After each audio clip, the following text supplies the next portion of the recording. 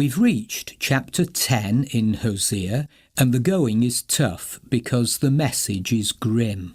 God cannot forget their past relationship of genuine love.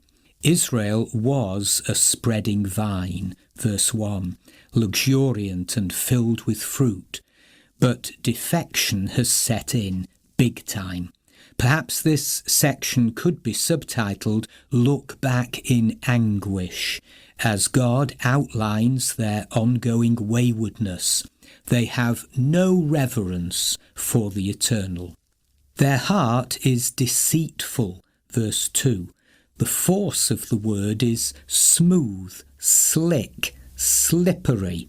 It was used of the psalmist's treacherous comrade in Psalm 55, verse 21, where he wrote, "His speech is smooth as butter, yet war is in his heart.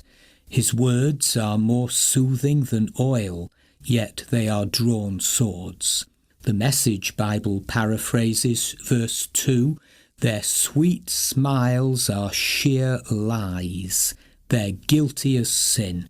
God will smash their worship shrines, pulverize their God images." It grieves God to see that his ancient people are up to no good year in, year out. Dumb idols proliferate. Ethics have vanished. They make many promises, take false oaths, and make agreements.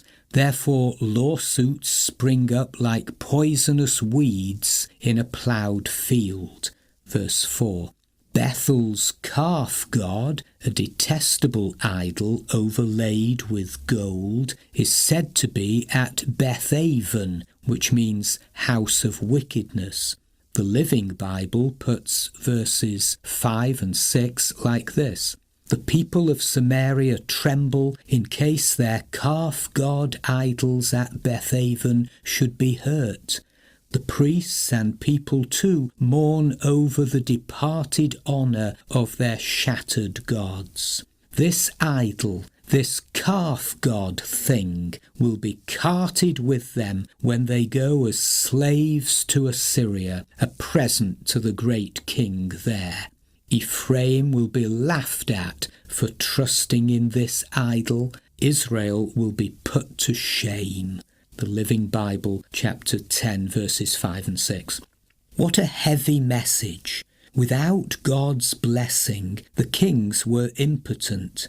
Their stupid calf idol will become tribute for the Assyrian king when they are deported. Samaria and its king will float away like a twig on the surface of the waters. The high places of wickedness will be destroyed. It is the sin of Israel. Thorns and thistles will grow up and cover their altars, verses 7 and 8. When it finally dawns on them that their hilltop shrines, which were the centres of their corrupt cult, have contributed massively to their national shame and disgrace, they will cry out to be buried alive. Then they will say to the mountains, "Cover us," and to the hills, "Fall on us." Verse 8. Reference is made again to Gibeah, where civil war nearly wiped out Benjamin's tribe when it sheltered the lewd men who ravaged the Levite's concubine. The Living Bible puts verses 9 and 10 this way: "O Israel, ever since that awful night in Gibeah, there has been only sin, sin, sin. You have made no progress whatever. Was it not right that the men of Gibeah were wiped out? I will come against you for your disobedience.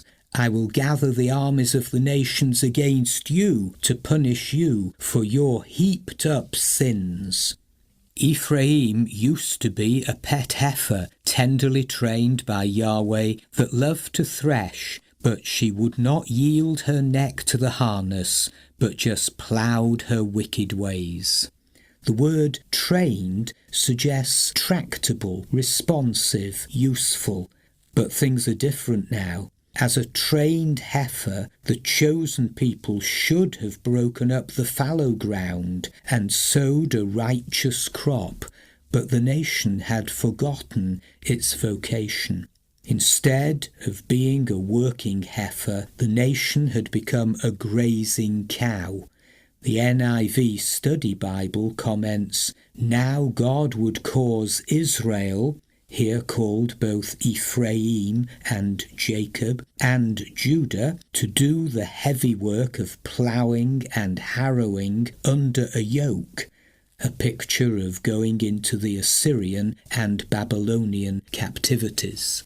Here's a timeless truth.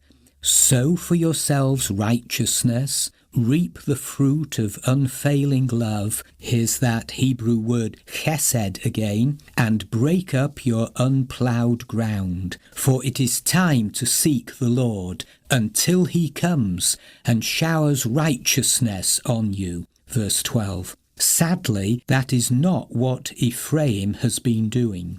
But you have planted wickedness, you have reaped evil, you have eaten the fruit of deception. Because you have depended on your own strength and on your many warriors, the roar of battle will rise against your peoples. Verses 13 and 14. No one can live by the devil's standards and then expect to reap a reward from God. When you sow sin, you reap sin. This is not rocket science, just spiritual law. Israel's salad days were over. She would soon feel the Assyrian yoke. The Message Bible ends chapter 10 with this paraphrase, "That's what's ahead for you, you so-called people of God, because of your off-the-charts evil. Some morning you're going to wake up and find Israel, king and kingdom, a blank. Nothing."